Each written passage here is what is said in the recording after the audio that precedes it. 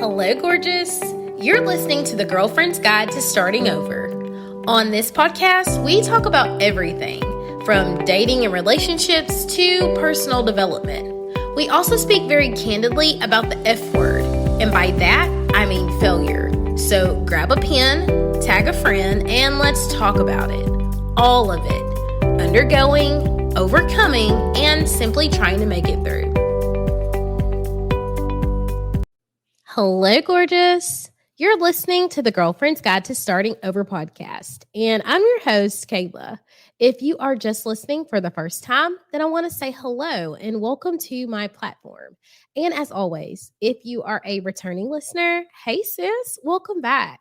So in this episode, we are going to get really vulnerable, and I'm going to share with you one of my biggest struggles in showing up authentically. And I'm definitely feeling like other people can relate, but it makes me feel like super vulnerable to share it. For the month of October, if you're just tuning in, we are talking all about authenticity, like ways that we can show up as our authentic self, ways that we can identify who we are authentically, and even things and patterns that may interrupt us or prevent us from showing up authentically. So for me personally, over this year, I have been unlearning the habit of shrinking so that other people don't feel small. I grew up in a very tight-knit family, and so I have a really big personality. And over time and in tumultuous relationships, I have learned that people who misunderstand me often consider that I am loud or sensational, extra, even sensitive. And prior to coaching and therapy, I probably at times could be a lot of those things. However, this new refined, polished, and like well-studied version of myself is assertive and confident, but passionate. I'm definitely still a high achiever, but I'm not sensitive. I'm more empathetic, and I take great pride in myself and my work and the way that I portray myself. And so lots of times, mediocrity is just not enough for me. And I set the bar really, really high, and I give 110% in everything that I do. And this often causes problems and discord in group relationships and in work dynamics, in classroom settings, in any competitive setting, because it seems like I'm doing too much. She's too much. She thinks she's all that. And it has caused some anxiety for me in many areas because I do not want to lose friends because I am genuinely committed to just being my best self. It's never about being better than the next girl for me. I don't think it's ever been about being better than the next girl. It's always been about being better than I was before, yesterday, and like creating a crazy future for myself, right?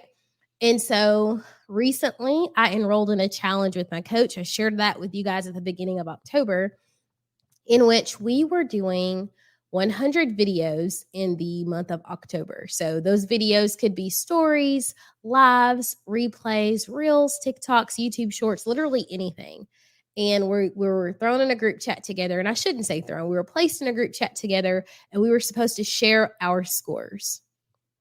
And I found myself feeling the need to underreport so that people who were not at keeping up at the same pace as I was would not feel small. And so I went several days without reporting. And then I finally reached out to my coach and I was like, hey, I've been not reporting or underreporting because I am so used to being iced out or pushed to the side or needing to play small so that I do not cause discomfort in groups. Like, I don't want to interrupt anything. I remember when I was online, when I was being initiated into my sorority, I was so afraid of being center stage or stepping forward and be like, I can take that responsibility, or these are what my strengths and talents were, because I did not want to seem as if I was the girl who was looking for attention or trying to stand out amongst the group. I literally wanted to volunteer my services. I wanted to help. I wanted to be a go-getter, but that go-getter energy is so shunned and so looked down on.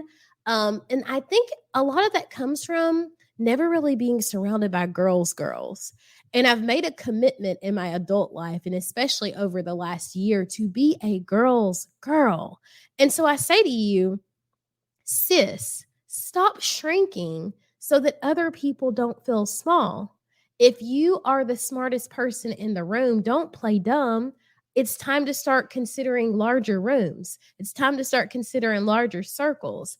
If you are reaching for a dream, if you are striving to achieve something, don't slow down because the people around you are not keeping up pace. That is unfair to you. You are born to shine. It's your birthright to take up space. I keep telling myself that I put it on the back screen of my phone. I have put it out on my vision board. It's on my desk at work. It is your birthright to take up space. Stop being so worried that people are going to think you're outgrowing yourself. Don't worry that your business is going to be growing faster than you are. Don't worry that you're going for another degree. Don't worry that you're interested in the next promotion. Do not be so consumed with being greater than the box that people have for you. What is it? Is it Taco Bell? Think outside the bun. Stop being so consumed with what people want for you or what people think you can achieve. You're entitled to your emotions, to your feelings, to your dreams. And I have been reminding myself daily this month that how other people perceive me is none of my business. It's none of my business. And so I'm committing myself 100% to stop shrinking so that other people feel comfortable. I am choosing to grow. And people can grow with me or they can grow or they cannot. Either way, it doesn't matter. I'm going to grow regardless. And that's no shade at anyone. That's not putting anyone down. People get to grow and heal and do all the things at their own pace. But I'm no longer allowing approval to set the pace for me. I hope this inspires you. I love you, girl. I want the best for you, girl. And we will chat in the next one. Well, gorgeous girl, that's a wrap for this episode. I hope you found value, insight, or strength. I hope something was said that gave you the courage to push on a little while longer toward the life of your dreams. If you felt motivated during this segment, screenshot this and throw it in your stories and tag me on social. That way we can keep the message going. Have an excellent day on purpose, and we, girl, will talk in the next one.